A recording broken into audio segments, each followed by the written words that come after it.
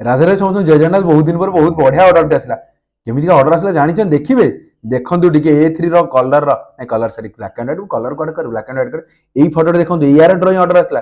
ତ ଏଇଟା ନୁହେଁ, ଆଉ ଟିକେ ୱେଟ୍ କରି ଇଣ୍ଟଜାର କର। ୟାର ବି ଡ୍ରଇଂ ଅର୍ଡର ଆସିଥିଲା, କିନ୍ତୁ ଜାଣିଛନ୍ତି ଅଲଗା ଅଲଗା ତ ଆସିଥିଲା, ବଟ୍ ମତେ କୁହାଯାଇଥିଲା ୟାକୁ ଏକାଠି କରିବା ପାଇଁ। ମୁଣ୍ଡ ଘାବରେଇ ଗଲା କଣ କରିବି। ଶେଷରେ ବହୁତ ପ୍ରି ପ୍ଲାନିଂ କରିକିରି, ଯେହେତୁ କାରଣ ଭଉଣୀ ବହୁତ ବଡ ଥିଲା ଆଉ ତାଙ୍କୁ ଭାଇ ବହୁତ ଛୋଟ ଥିଲେ, ମୁଁ କଣ କଲି ତାଙ୍କୁ ଗୋଟେ ଚେୟାରରେ ବସେଇ ଦେଇକି ଭାଇକୁ ତାଙ୍କ କୋଳରେ ବସେଇ ଦେଲି। କେମିତି ଡ୍ରଇଂ ଲାଗିଲା ଟିକେ କୁହନ୍ତୁ, ନିଶ୍ଚୟ କମେଣ୍ଟ ବକ୍ସରେ ଜଣେଇବେ। ତାପରେ ଯାହା ବି ହଉ, କାହିଁକିନା ସେଡିଂ ବିଲେଣ୍ଡିଂ ତ ମୁଁ କରିବାରେ ମସ୍ତ ମାହିର।